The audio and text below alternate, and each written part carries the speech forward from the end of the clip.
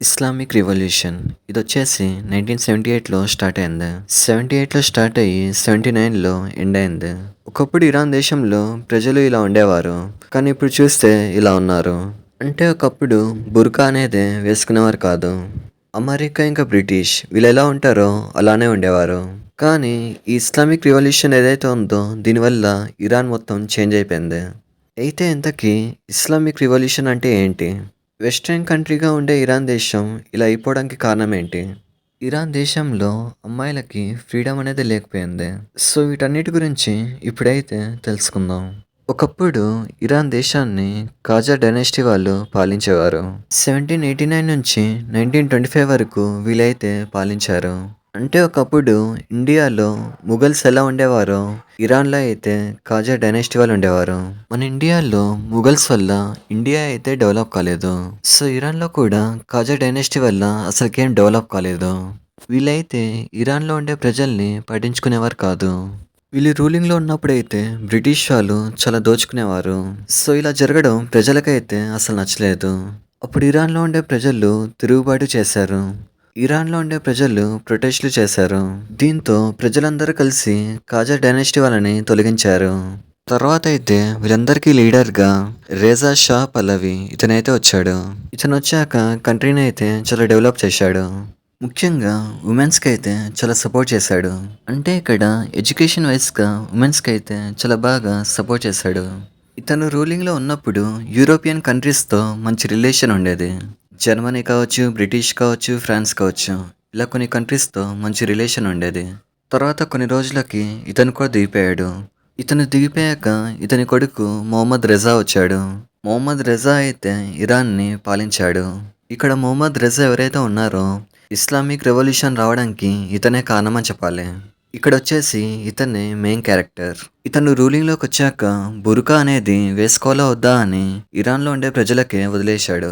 So ఇక్కడైతే ఇతని రూలింగ్‌లో ఇరాన్‌లో ఉండే ప్రజలైతే అమెరికన్ స్టైల్‌కి అలవాటు పడ్డారు. సో ఇక్కడైతే మొహమ్మద్ రెజా రూలింగ్‌లో ఉన్నప్పుడు వీళ్ళ దేశంలో ఉండే అమ్మాయిలు ఫ్రీడంగా జీవించేవారు. అమ్మాయిలైతే ఏ రూల్స్, రెగ్యులేషన్స్ లేకుండా స్వేచ్ఛగా జీవించేవారు. అలాగే చాలామంది అమ్మాయిలకి ఎడ్యుకేషన్ వైస్‌గా సపోర్ట్ చేశాడు. వీళ్ళ దేశంలో ఉమెన్ ఎంపవర్‌మెంట్‌ని పెంచాడు. అలాగే ఇతనొచ్చేసి ఇరాన్ దేశాన్ని చాలా డెవలప్ చేశాడు. చాలా విధాలుగా డెవలప్ అనేది చేశాడు. కానీ కొంతమందికి ఇతని పరిపాలన నచ్చలేదు. చాలామంది ఇతన్ని తొక్కేద్దామని చూశారు. కానీ ఇతని వెనుక అమెరికా ఇంకా బ్రిటిష్ ఇలాంటి దేశాలున్నాయి. సో ఇతనైతే రూలింగ్‌లో ఉన్నప్పుడు వైట్ రివల్యూషన్ అయితే వచ్చింది. అలాగే ఇతను రూలింగ్‌లో ఉన్నప్పుడే ఉమెన్స్‌కి ఓట్ అనేది వచ్చింది. అప్పటి వరకు అమ్మాయిలకి ఓట్ అనేదే లేదు. సో ఇదంతా ఇరాన్‌లో ఉండే కొంతమంది ముస్లింలకి నచ్చలేదు. అప్పుడు మొహమ్మద్ రెజా పల్లవికి ఆపోజిట్‌గా ఒక వ్యక్తి వచ్చాడు. అతని పేరు వచ్చేసి రువల్లా ఖోమ్నేయి. మొన్న ఇరాన్‌కి ఇంకా ఇజ్రాయెల్‌కి వార్‌లో ఒక వ్యక్తి చనిపోయాడు కదా! వాళ్ళ ఫాదరే రువల్లా ఖోమ్నేయి. సో ఇక్కడైతే రువల్లా ఖోమ్నేయి ఇతను ఎవరైతే ఉన్నారో ఇతనైతే ఎదురు తిరిగాడు. మొహమ్మద్ రెజా పల్లవిని ఎదురించి మాట్లాడాడు. అప్పుడు రెజా పల్లవి వచ్చేసి ఇతన్ని అరెస్ట్ చేయించాడు. ఇతను అరెస్ట్ అవడంతో ఇతనికి ఫాలోయింగ్ అనేది ఇంకా పెరిగిపోయింది. ఇక్కడ ఇతని యాంబిషన్ ఏంటంటే ఇరాన్‌లో ఉండే ప్రజలందరూ ముస్లిం ఆచారాన్ని పాటించాలని. అంటే ఇతని దృష్టిలో అమ్మాయిలు కేవలం బుర్కా వేసుకొని తిరగాలంట. లేకపోతే అసలుకి బయటకు కూడా రావద్దంట. ఎవరైనా బుర్కా లేకుండా బయటకొస్తే వాళ్ళని చంపేయాలంట. సో ఇతనైతే జైలు నుండి బయటకొచ్చాక స్వాగతం పలకడానికి చాలామంది వచ్చారు. అంటే ఒక సినిమాలో ఒక రౌడీకి ఎలా వస్తారో అలా వచ్చారు. ఇస్లాంలో అయితే ఒక పదం ఉంది. అదేంటంటే విలయత్ అల్ ఫకీ. అంటే ఇక్కడ దీనికి అర్థం ఇరాన్‌లో ఉండే ప్రజలందరూ ఇస్లాంని పాటించాలని. వెస్టర్న్ స్టైల్‌కి అలవాటు పడకుండా పాత పద్ధతిని పాటించాలని. సో ఇక్కడైతే రువల్లా ఖోమ్నేయి ఇతని ఫాలోయింగ్ అయితే రోజురోజుకి పెరిగిపోయింది. అప్పుడు మొహమ్మద్ రెజా పల్లవి వచ్చేసి ఇతన్ని దేశం నుంచి ఎల్లగొట్టాడు. ఇతన్ని ఇరాన్ దేశంలో ఉండే ప్రజలు ఒక దేవుళ్ళలా చూశారు. సో ఇతన్ని సపోర్ట్ చేయడానికి చాలామంది వచ్చారు. ఈ గ్యాప్‌లో అయితే ఇతని కొడుకు చనిపోయాడు. ఇతని కొడుకు చనిపోవడంతో రేజా పల్లవియే చంపేశాడేమో అనుకున్నారు. అప్పుడు ఇతనికి సింపతి అనేది ఇంకెక్కువ పెరిగిపోయింది. ఒకరోజు న్యూస్ పేపర్లో అయితే రోల్లో కామ్నే గురించి తప్పుగా రాశారు. దీన్ని చూసి ఇతని ఫాలోవర్స్ మొత్తం చెలరేగిపోయారు. చెలరేగిపోయి దేశం మొత్తం తగలెట్టేశారు. దేశం మొత్తం ప్రొటెస్ట్లు చేశారు. సో ఇక్కడైతే 1978లో ఇస్లామిక్ రెవల్యూషన్ అనేది స్టార్ట్ అయింది. కొన్ని మంత్స్ వరకు ఈ రెవల్యూషన్ అనేది జరిగింది.